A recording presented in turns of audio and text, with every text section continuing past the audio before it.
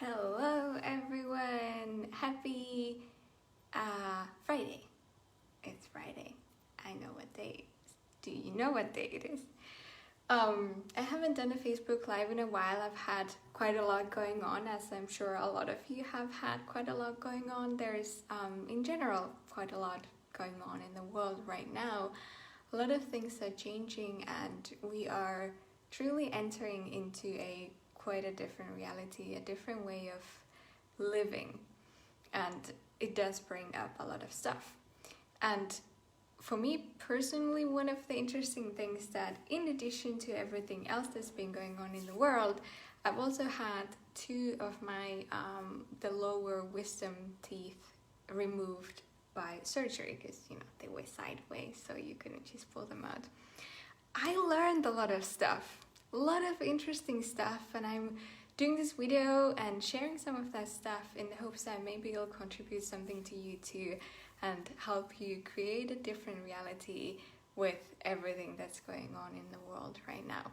So yeah, one of the interesting things with all of this stuff going on with the what these surgeries brought up and everything that's brought up in these past few weeks, really, I think it's been more like a month now, is that I got things going on and something shows up and I'm like, oh well, this is really up in my world, this is something I want to change, and I work on it and thinking that I'm the only person who has that going on, and then a couple of days later there's 10 other people who are like, oh, I got this thing going on, and they all have the same thing going on, same limitation is really up, and same thing that they're working on changing, which made me really look at it from this thing of we're really connected. We're really connected to each other, connected to what's going on in the world, around the world.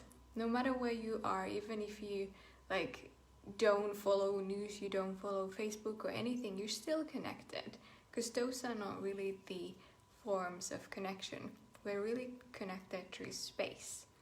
So that's just what it really made me look at, how connected we are and how aware we are. So how many things have you been aware of recently that are actually not really yours? How many things have you tried to work through or change limitations or things that have showed up that you have tried to change that are actually not yours? You're just aware of it going on everywhere around the world. And the access consciousness tool of who does this belong to has really been my big favorite in these times. I've always known it's a great tool, but only during these past few months have I really started to see what the value of it is. And I'm like, oh my God, this amazing tool. I'm telling everybody, have you heard of this tool? And they're like, yeah, my first class. I'm like, but are you using it? It's incredible how much ease it can bring in a situation like this where everybody is going through a lot of stuff. What if you let others go through their stuff and you don't have to go through the same stuff? So everywhere where you have been during the past few months processing in your head everybody else's problems, everybody else's thoughts, everybody else's pains, everybody else's stress, will you now ask, who does this belong to? Is this really mine, or am I just aware of it? And everywhere where it's not yours, return to sender with consciousness attached, destroy and uncreate everywhere where you bought it as yours. Right or wrong, good and bad, but and poco, Maestro, boys and beyonds. So really, don't use that tool, it's too good. And I've come to notice with a lot of the stuff that have been brought up for me, especially the ones that feel super intense. Those tend to be the things that are not yours, because they feel so intense because they're not yours, and you have to really make them really this thing so that you would buy it as yours, so that you would be able to hold on to it. Because if you recognize right away this is not mine, you would just pass through, you would barely notice that. But if you decide that, oh, I'm aware of something, it must be mine, you have to make it super intense. So a lot of those things that have been really intense for you, those are usually not yours. So everywhere you decided that because it's really intense and it really feels like yours, it must be yours, will you destroy and uncreate it all? Right or wrong, good and bad, put and poco, night boys and beyonds. And Then I did something very interesting with these teeth. I've actually had all of the 4 of them removed. 2 of them were done a couple years ago. And with those 2, and then one of these ones that I had done now, I've always run this one specific access body process that allows things to be like not solid. It's basically making those things very like loose, and I've been running those body processes before the surgery or before the removal, and also ask those teeth to be very loose so that they can come off easily. And the 3 of them that I did this with, all of them were super easy. It's like a 2-minute operation to get it out. It's just like ding ding out. And then I did something funny. I had the last one coming up and I was like, oh, they've all been so easy. It's just, it's probably because, they're very loose in my mouth anyways. It's very easy. I have an easy reality. So sure, the last one will be fine. And I didn't run the body process. And then I go to have that last surgery done, and then like the dentist, surgeon, whoever he's starting, and I feel when he's starting, I'm like, this feels different. This is not like the other teeth. At that moment, I was like, oh my God, I've been, as we say in Access, I've been very cute. In Access, we have this saying that, thank God you're very cute because you're not very bright. And that's exactly what I was then there in that chair telling myself, okay, I've been very cute, not very bright. The last tooth was not very loose, and it was not very easy to get it out because I had not been running the body process. The other ones were easy because of that. So that again showed me how dynamic these tools really are, and how much body processes, for example, can change. And how much just communicating with your body and going like, hey body, can you make sure that this tooth is really loose now because it's going to be removed? And I didn't do that with the last one. And yeah, so very cute, not very bright. And then I noticed in that moment how easy it is to then go into like, oh, judging yourself and going like, why did I do that so bad of me? Instead of saying, oh, that was very cute, not very bright. So yeah, if you know that something works, use it. And the tools, if there are in your toolbox, they're not really going to work there. Only if you actually apply them, they will work. So that was another very cool thing that I learned in this whole process. And then like, this brought up so many different things for me, from things that like have been going on in my life that I haven't really looked at or haven't really been able to sort of like access. And I would not have guessed that something like removing a tooth would bring something like this up. But it did, because obviously our bodies, they are aware, and they also hold a lot of information for us, and we store a lot of things in our bodies. So then, like, one of the things that this tooth removal brought up for me was this perfection. How much I try to be perfect, or at least look perfect. And the way that came up for me was that the day that I had the last surgery, that was not very easy. It was way more painful than the other ones. And then I got a Skype call from somebody who I work with in Access, and they're like, hey Satu, like this. And I didn't pick up. The phone rang. I did not pick it up. I like pressed whatever, like don't answer, but I wrote to this person immediately, hey, sorry, I just had a surgery. I'm not able to talk right now. What's going on? And then this person told me what's going on and what was the thing. And then I was like, wow, that really did not require my attention right now at all. But I've decided that I must be always available. I must, like, no matter what's going on, if I've had a freaking surgery, I still have to be there, and I have to like respond right away. And I won't let myself to just not be available for, a day or so, because I've decided that then people would see through this like perfect facade or something. And I really started looking at how much I'm trying to be perfect in so many different situations and hold up this perfect image. And I've had some conversations about that with some of my friends, and one of the things that we just came up with that was how much we have in some time, maybe this lifetime, maybe in some other lifetime, really messed something up, like really fucked something up. And then we've decided that we'll never do that again. We'll always be perfect. We won't fuck things up because that's bad. You'll, ruin something. And then you put up this like perfect facade that you are spending a lot of energy to hold up. And it's not very kind to you really, because whenever you are functioning from having a certain image of yourself or needing to give that image to others, you are hiding stuff from you. And when you're hiding stuff from you, you will not be able to change it. You will not be able to see it. And things will just sort of seem like they happen automatically, but they don't happen automatically. They happen because of your choice. So everywhere we have decided that you have to always be perfect, or at least give this perfect facade for other people, will you destroy and upgrade that? Alla wrong and bad, but bakom nice boys and beyonds. And in the end, this need for perfection comes from thinking that something is right or thinking that something is wrong.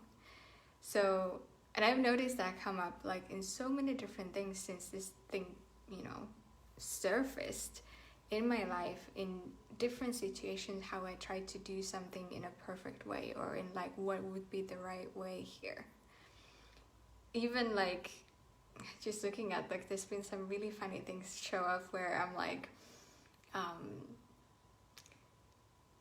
not sure if this will make any sense to you, but for example, looking at like, okay, I don't want to run my dishwasher today, so can I take this spoon, or should I just use the same spoon again? Because then if I use this spoon, I will run out of spoons and I have to like run the dishwasher, or I have to like do dishes, and that's not right. That's not perfect in this perfectly created linear lifestyle that I've created. And I'm not sure if that makes much sense to you listening to this, but to me that was like, wow.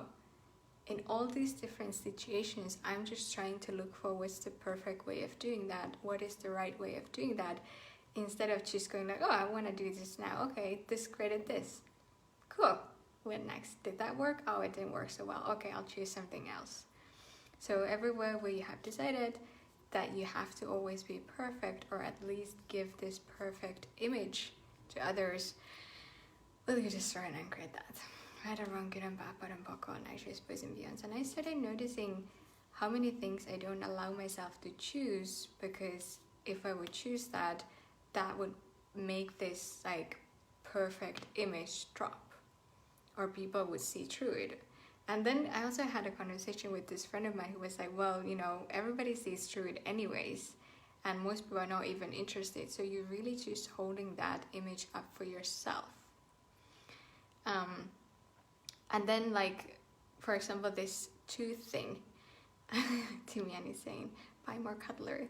Yes, exactly. But I wouldn't even look at that kind of choice. I was like, no, this is just the right way to do it, instead of asking questions. But these wisdom tooth, they were actually like, they should have been removed like a long time ago, but I didn't choose to do that because I was like, well, if I'm having that, I won't be able to work for a day. I will have to be away from work for a day, and that's bad. Which is like, you think that that's kind of insane, but we choose insane things and they make total sense to us when we are choosing them. So then I just started asking, what are the other things that I don't allow myself to choose based on the image that I must uphold about myself? What are the things that you're not willing to choose because that would break the image that you have of yourself? And the amount of ease that has started to like come into my world, and not just like ease, but this gentleness with myself and kindness with myself. I've been really amazed how all of this has really just been about, am I willing to be kind to myself? Am I willing to be gentle with myself? So, everywhere where you are upholding a perfect image of yourself, and by so doing, being really unkind to yourself, and mostly really just harming yourself, will you destroy and uncreate it all? I don't want to put a book on lectures for some viewers. Yeah. And there's like, I'm trying to talk as fast as I can to give you like these little pieces that you can start looking at in your life if it makes sense to you, if it's something you want to change. Because then another thing, I learned like a gazillion things during this whole process. And the other thing was also this unwillingness to be different, to really be as different as you are. Because I've like, obviously there's like a million of stories about what it should be like when you're having your wisdom teeth removed, and how it should hurt, and blah blah blah, and how long it takes to heal it, and all of that. And then like being in that space and going like, well, is that true for me? And then I noticed these things where I'm like, okay, that doesn't have to be true for me, but if I don't function from that, then everybody will know that I'm different, that I don't buy the same ideas that everybody else is buying. Like, for example, every single time that the tree tooth that went in my way, always the dentist is saying like, okay, so then you can take these pain pills because it's going to hurt, it's going to ache, so then you need to take these pills to help with the pain. And every time my point of view has been like, why would it hurt? Like, why would it ache? And none of those times I had any like aching. It didn't hurt after the thing was done. And then I just started looking at like, well, it's very different. That's not the normal point of view. You're supposed to hurt. And that was one of the things where I also wouldn't tell people that I would have something like this done, because then I would be back to work like a few hours later, and they'd be like, but aren't you supposed to be like hurting a lot? And like, what's going on? And I wasn't willing to be like, yeah, no, that's not my reality. This isn't true for me. This is actually what's true for me, even if it doesn't make any sense to you. So how much are you trying to make your life way harder than it needs to be because you want to be considered normal? You want to be considered belonging to this reality, or belonging to the circle of people that you have around you. Everything that is really destroying and create it all. Right or wrong, good and bad, but and buckle, and actions, ways and beyonds. Not a lot of energy at all. In how many different situations in your life are you not allowing it to be as easy and as magical as it could be for you, because you would not be considered normal and other people would be like, what? So everywhere where you're trying to fit into this world, will you destroy and regret that? Right or wrong, good and bad, but and buckle, and actions, boys and beyonds. So that's few of the things that I've been learning from this whole process. And really, one of the things that I've learned a lot is to ask questions. Really to ask questions about everything, and not to function from conclusion. Like this thing of like, oh, it's always been so easy, so I don't need to run the body process. Such a conclusion, no question at all, and made it way harder than it needed to be. So how much are you trying to choose things based on what your previous experience with something was?